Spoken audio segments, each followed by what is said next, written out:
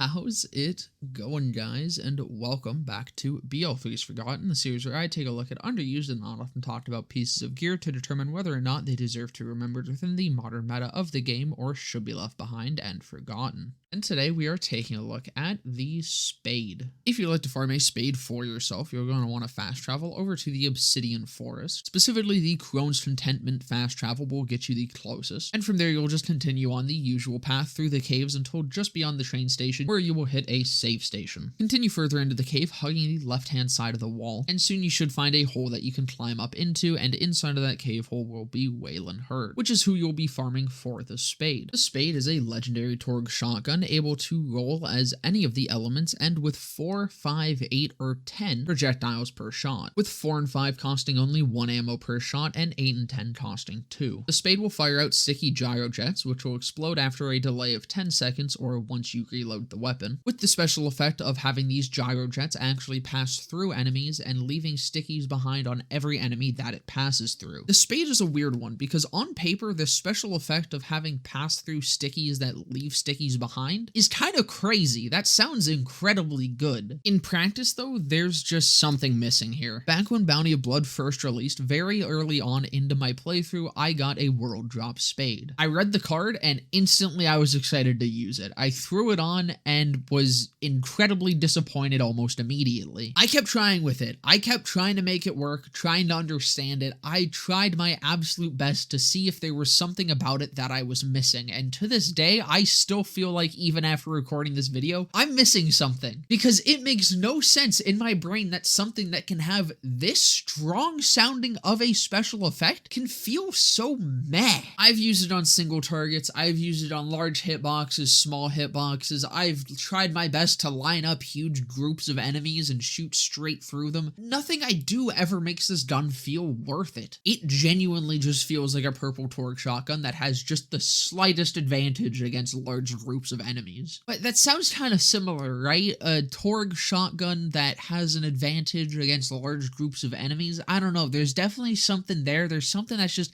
it's right there. I'm so close. Just, fuck, it sounds so familiar. The damage as a whole is also just incredibly inconsistent. Sometimes it would feel like just the initial shot was doing more than any other of the stickies that it spawned. Other times the stickies just did all of the damage. Sometimes enemies around the main enemy would die, but the main enemy I hit would still be just standing there. And my favorite was definitely just when it felt like it actually wasn't doing anything at all in any respect ever. I mean, like, using Amara, I was having moments where ties that bind damage was struggling to kill things, and even when it would, I was seeing remnant orbs that weren't killing.